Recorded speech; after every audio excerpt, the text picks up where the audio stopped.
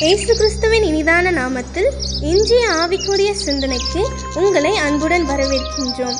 இப்போதும் ஒரு பாடலுக்கு பின்பு உங்கள் சிந்தையை தெளிவிக்கும் ஆவிக்குரிய செய்தியை கேட்கலாம். உன்னத தேவன் நீரே, ஞானம் நிறைந்தவரே. உன்னத தேவன் நீரே, ஞானம் நிறைந்தவரே. முழங்கால் யாவுமே ஆறில் மடங்கிடுதே. உயர்ந்தவரே, சிறந்தவரே, என்றும் தொழுதிடுவோ. உயர்ந்தவரே, சிறந்தவரே, என்றும் தொழுதிடுவோ. மகிமை மாட்சிமை நிறைந்தவரே, மகிழ்வுடன் தொழுதிடுவோ. பரிசுத்த தேவனாம் இயேசுவை பணிந்தே தொழுகுவோ. ஆண்டவர் இரட்சகருமாக இயேசுவின் இனிதான நாமத்தினால் உங்களை வாழ்த்துகிறேன். நம்முடைய ஆவிக்குரிய சிந்தனைக்காக ஏசாயா தீர்க்கதரிசியின் புஸ்தகம் 52 அதிகாரம் 13 வசனத்தை நான் வாசிக்கிறேன். இதோ என் தாசன் ஞானமாய் நடப்பார், அவர் உயர்த்தப்பட்டு மேன்மையும் மகா உன்னதமாய் இருப்பார். இயேசுவை குறித்து தீர்க்க தரிசனமாய் ஏசாயா தீர்க்கதரிசன் மூலமா உரைக்கப்பட்ட வார்த்தை இது. அவர் எப்படி நடந்து கொள்வாராம்? ஞானமாய் நடப்பாராம். ஞானம் என்பது வேறே, அறிவு என்பது வேறே. ரெண்டுக்கும் பெரிய வித்தியாசம் இருக்கிறது. இந்த நாட்கள்ல அறிவு பெருகி போயிடுச்சு, ஆனா ஞானமா நடக்கக்கூடிய கூட்டம் குறைஞ்சு போயிடுச்சு. ஆண்டவர் நம்மிடத்தில் எதிர்பார்க்கிறது ஞானமாய் நடந்து கொள்ள வேண்டும். எதை சம்பாதித்தாலும் ஞானத்தை அல்லது புத்தியை சம்பாதிக்க வேண்டும் என்று சொல்லிதான் ஆண்டவர் விரும்புகிறார். கத்தியை தீட்டாத புத்தியை தீட்டுட்டு கூட பெரியவங்க நிறைய பேர் அந்நாட்கள்ல சொல்லுவாங்க. இப்ப அதை சொல்றதுக்கு கூட ஆட்கள் இல்லை. எங்கு பார்த்தாலும் கத்திகள் தீட்டப்படுகிறது. அறிவுல மேல போயிட்டாங்க. அதனால எனக்கு எல்லாம் தெரியும் என்று சொல்லக்கூடிய கூட்டங்களும் பெருகிவிட்டது. இந்திய இளைய சமுதாயம் அப்படித்தான் இருக்கிறது.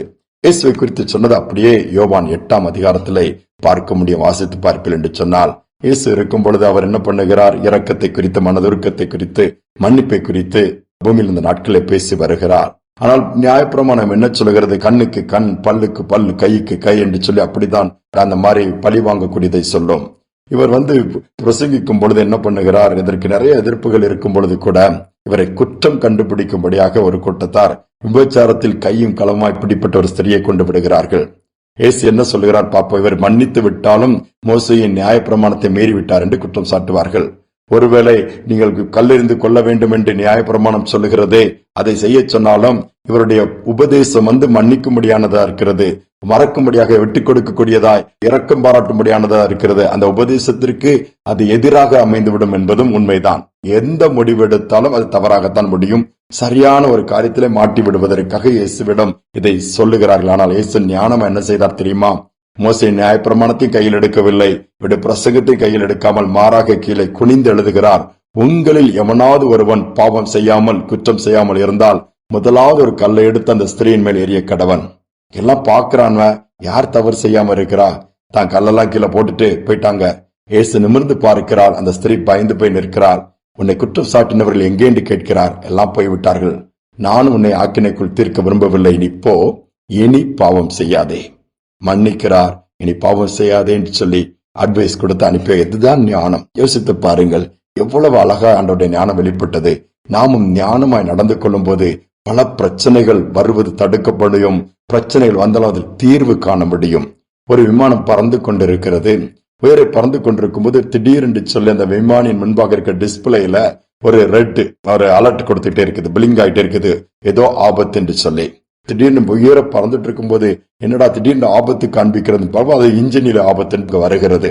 உடனே இவர் என்ன பண்ணுகிறார்? கண்ட்ரோல் ரூமுக்கு என்ன பண்ணுற தகவல் கொடுக்கிறார். உடனே ஸ்கேன் பண்ண சொல்றாங்க. இன்ஜின் ஒவ்வொரு பகுதியாய் பார்க்கும் பொழுது எங்க ஃபால்ட் வந்திருக்குது, என்ன பிரச்சனை பார்க்கும் போது இன்ஜின்ல மெயின் பார்ட்ல போற சென்சார் பகுதியில ஒரு எலி உட்கார்ந்து அதை அந்த ஒயரை கடிச்சிட்டு இருக்குது. அதை கட் பண்ணிட்டுனா எல்லா சென்சார் ஒர்க் பண்ணாது, விமானம் ஒண்ணுமே பண்ண முடியாது. விமானிக்கு என்ன செய்யறதுன்றே பதட்டம். என்ன செய்யுது? கண்ட்ரோல் ரூம்ல சொல்றாங்க, யாருக்கும் என்ன செய்யணும் தெரியல. அந்த எலியை கொல்லவும் முடியாது. போய் விமானத்தை எங்க லேண்ட் பண்றது, எங்க நிப்பாட்டி போய் இன்ஜினை ஓபன் பண்றது? இப்படி பார்க்கும்போதுதான் என்ன செய்யுது? எல்லாம் பயப்படுறாங்க. விமானத்துல இருந்து அத்தனை பேரும் அலறாங்க. என்ன செய்ய? ஆனால் அந்த விமானிக்கு ஒரு ஞானத்தை ஆண்டவர் கொடுத்தார். அதற்கு ஆக்சிஜன் கிடைக்க பண்ணாதபடி கொஞ்சம் விமானத்தை உயரமான இடத்துக்கு தூக்க சொன்னார்கள். அது ஹைட் என்னமாய் போகும்போது அந்த என்ஜின் பகுதியில் ஆக்சிஜன் வருவது தடை பண்ணப்பட்டது. அதிலே மூச்சு திணறி அந்த எலி அப்படியே செத்து விட்டது. அதற்கு பிறகு அந்த பத்திரமா கீழே லேண்ட் பண்ணக்கூடிய பாக்கியம் அவங்களுக்கு உண்டானது. யோசித்து பாருங்களேன், ஒண்ணுமே செய்ய முடியாது. சரி, என்ன வேணாலும் சரி, எலிய கடிக்கட்டும், போற இடத்துல என்ன நடக்கட்டும் சொல்லி துணிந்து ஒன்னும் முடிவெடுக்க முடியவில்லை. ஆனால் ஞானமாய் அந்த எலி மூச்சு திணற முடிய ஆக்சிஜன் வருவதை தடை பண்ணக்கூடிய வழியை செஞ்சாங்க. விமானம் பத்திரமாய் தராங்க. இதுதான் ஞானம். எவ்வளவு படித்திருந்தாலும் படிப்பில் இது சொல்லிக் கொடுக்க முடியாது, சொல்லிக் கொடுக்கப்படவும் இல்லை. படித்தது ஒரு பக்கம் அவசியம், அறிவு பெருகிருக்கலாம். அதை காட்டிலும் ஞானம் முக்கியம்.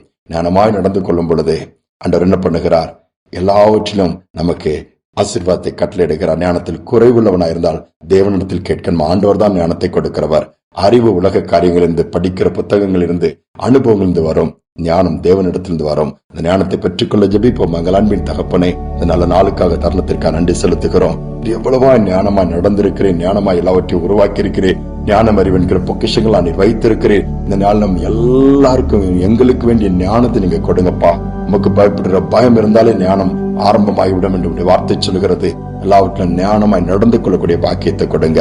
தீர்வு காண முடியல, பிரச்சனைக்கு முடிவு எட்டல, எல்லா பக்கங்களும் முயற்சி எடுத்துட்டோம், பேசிட்டோம், முட்டி மோதி பார்த்துட்டோம்னு சொல்லி இருக்கிற காரியங்கள் எல்லாம் ஞானத்தை கொடுத்து நீர் கொடுக்கிற ஞானத்தின் மூலமா அவைகளுக்கு ஒரு முடிவை காண உதவி செய்யும். இதனால் அந்த கிருபை உண்டாவதற்காக நன்றி தாழ்த்தி ஒப்புக் கொடுக்கிறோம். துதி கனமகிமை ஏற்றுக்கொள்ளும் மீட்பு நாமத்தில் வேண்டிக் கொள்கிற நல்ல பிதாவே, ஆமேன், ஆமேன். எதை கேட்கிறீங்களோ கேட்கலையோ ஆண்டவர்ட்ட ஞானத்தை கேளுங்கள், ஞானமாய் நடந்து கொள்ளுங்கள். எல்லாவற்றையும் கர்த்தர் நன்மையை மாற்றிக் கொடுப்பார். சிந்தனையோடு நாளை தொடரலாம். மீண்டுமாய் நாளை தினம் சந்திப்போம். சாட்சி நிறைந்த ஜீவியம் தந்தார், சத்தியம் நிறைந்த சபை தந்தார், இயேசுவில் நிறைந்த ஞானம் தந்தார், ஒளி நிறைந்த வழி திறந்தார். துதிப்பதே தகுதியல்லோ, துதித்திடுவேன் என் இயேசுவே. துதிப்பதே தகுதியல்லோ, துதித்திடுவேன் என் இயேசுவே.